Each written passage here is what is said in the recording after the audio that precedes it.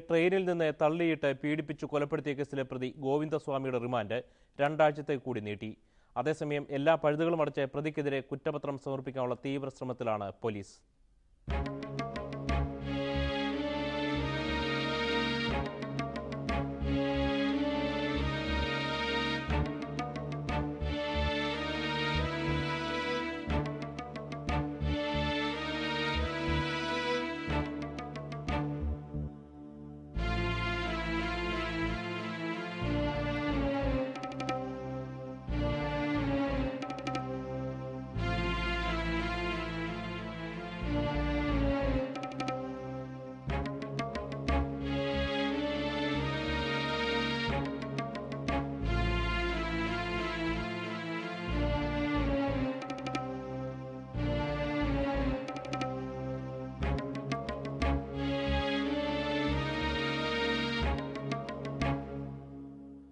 March 2 വരെയാണ് ഗോവിന്ദസ്വാമിയുടെ remand നീട്ടിയിരിക്കുന്നത്.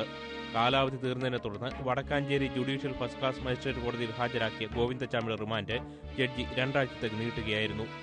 ഏറെ ചർച്ച ചെയ്യപ്പെട്ട കേസായതുകൊണ്ട് പ്രതിക്ക് പരമാവധി ശിക്ഷ വാങ്ങിക്കൊടുക്കാനുള്ള ശ്രമത്തിലാണ് പോലീസ്. അതുകൊണ്ട് തന്നെ ലഭിക്കാവുന്ന എല്ലാ തെളിവുകളും ശേഖരിച്ചായിരിക്കും കുറ്റപത്രം സമർപ്പിക്കുക.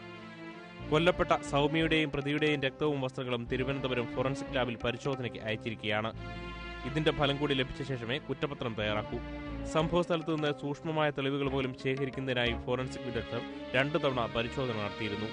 എന്നാൽ സൗമ്യയുടെ മൊബൈൽ ഫോൺ വിൽക്കാൻ സഹായിച്ച ഗോവിന്ദസ്വാമിയുടെ കൂട്ടാളി പഴനിസ്വാമിയെ കണ്ടെത്താൻ ഇനിയും കഴിഞ്ഞിട്ടില്ല.